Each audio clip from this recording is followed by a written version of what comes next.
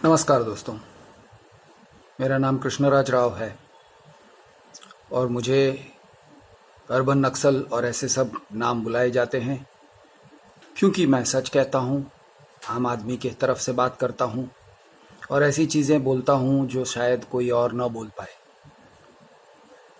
दोस्तों, हम corona warriors बोल के डॉक्टर्स, नर्सेस और ऐसे फ्रंटलाइन वर्कर्स, हेल्थ वर्कर्स को सम्मान देते हैं। वॉरियर्स मतलब योद्धा, कोरोना योद्धा कह रहे हैं। मोदी सरकार ने भी फूल वर्षा किया था और इन्हें बड़ा इज्जत दिया था, लेकिन एक तरफ से इज्जत दे रहे हैं ऐसे दिख रहा है, दूसरे तरफ के से उनके जो सवाल हैं उसके जवाब नहीं दिए जा रहे। कोई सवाल का जवाब नहीं दिया जा रहा है। पीपीई मतलब पर्सनल प्रोटेक्शन इक्विपमेंट, उनके लिए जो सुरक्षा कवच है जिसे पहना जाता है और कोरोना वायरस के मरीज़ों का इलाज करने के समय उनकी सुरक्षा करता है।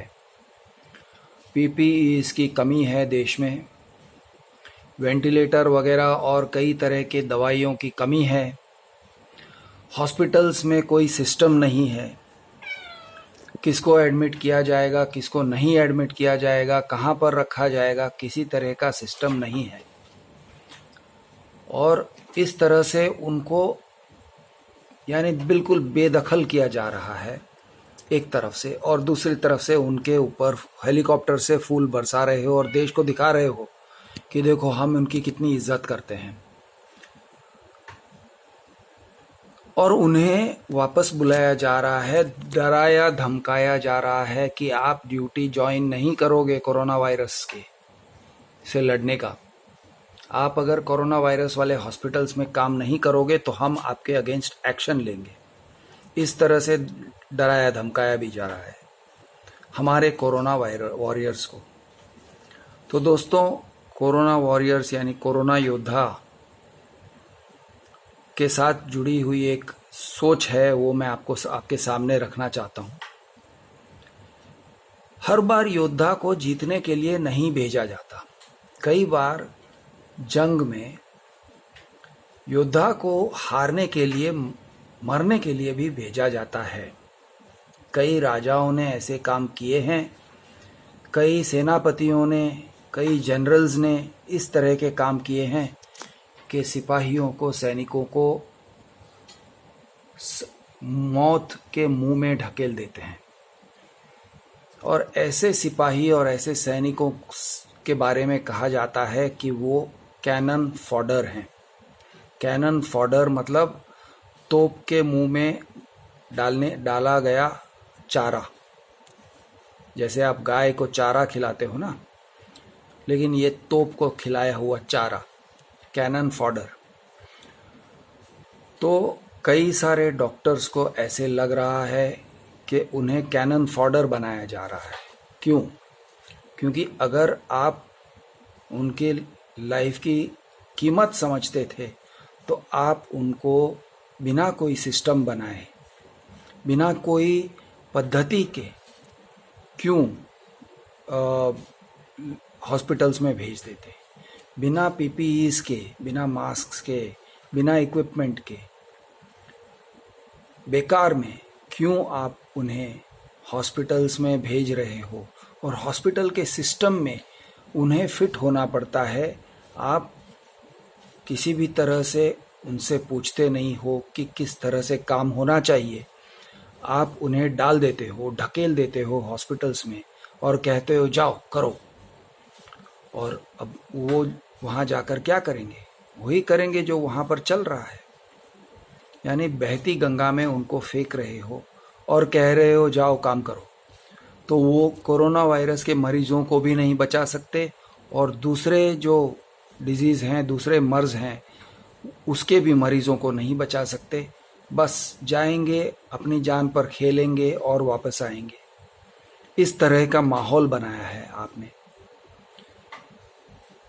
अगर आप डॉक्टर हो तो आप क्यों किसी हॉस्पिटल में ड्यूटी करोगे, क्योंकि वो ऑलरेडी देख रहे हैं कि प्रधानमंत्री किस तरह से, और प्रधानमंत्री ही नहीं पूरा सिस्टम, खास करके मोदी सरकार, सेंट्रल गवर्नमेंट किस तरह से माइग्रेंट लेबरर्स, माइग्रेंट वर्कर्स की मौत को अनदेखा कर रही है। कितने लोग रास्ते पे चलते चलते मर जाएंगे, कितने लोग निराश होकर, हताश होकर दम तोड़ देंगे या आत्महत्या कर लेंगे, आपको अंदाजा भी नहीं है। क्यों हम ऐसे मोदी सरकार पे भरोसा करें? क्यों कोई डॉक्टर, कोई नर्स, कोई हेल्थ केयर वर्कर मोदी सरकार पर भरोसा करे? कोई कारण नहीं है, कोई भी कारण नहीं है उनको भरोसा दिलाने वाला। तो दोस्तों, आप ही सोचिए कि कोरोना वॉरियर्स हैं, उनकी मनोस्थिति क्या है, उनकी साइकोलॉजिकल कंडीशन क्या है, आज उनका मोटिवेशन क्या है। ताली और थाली बजाने वाले नाचेंगे, खुश हो जाएंगे, रास्ते पे जय जयकार करेंगे, लेकिन जो लोग जानते हैं, जो लोग सोचते हैं, बुद्धिजीवी जो कि डॉक्टर्स हैं, बुद्धिजीवी लोग क्यों मोदी सरकार पर भरोसा करें और क्यों अपनी जान पर खेलकर हॉस्पिटल में कोरोना मरीजों की सेवा करें? क्या कारण हो सकता है? आज के तारीख में अंधेरा छाया हुआ है। इस देश के ऊपर हर तरफ से एक भयंकर आपत्ति है और लीडरशिप को पड़ी नहीं है, मोदी सरकार को पड़ी नहीं है। कोई डॉक्टर से कंसल्ट नहीं कर रहे हैं कि क्या होना चाहिए, किस तरह से इलाज होना चाहिए, किस तरह से इक्विपमेंट्स होने चाहिए, आपको क्या चाहिए, कोई पूछा नहीं जा रहा है, कोई पूछने को नहीं जा रहा है, कोई सिस्टम बना नहीं रहे हैं। सेंट्रलाइज्ड सिस्टम जो बनाना चाहिए, डिजास्टर मैनेजमेंट जो करना चाहिए, नहीं हो रहा है कोई मैनेजमेंट। सिर्फ ताली और थाली बजाने की व्यवस्था है ये। इसकी कड़ी निंदा करो, मैं तो कर रहा हूँ, आप भी करिए।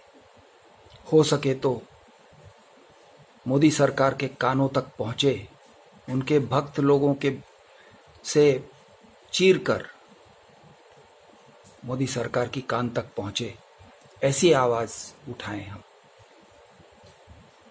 जय हिंद, वंदे मातरम। मैं हूँ कृष, आपका दोस्त, जिसे अर्बन नक्सल कहा जाता है, क्योंकि लोग जिसे सुनना पसंद नहीं करते हैं, मैं ऐसे सच कहता हूँ। धन्यवाद।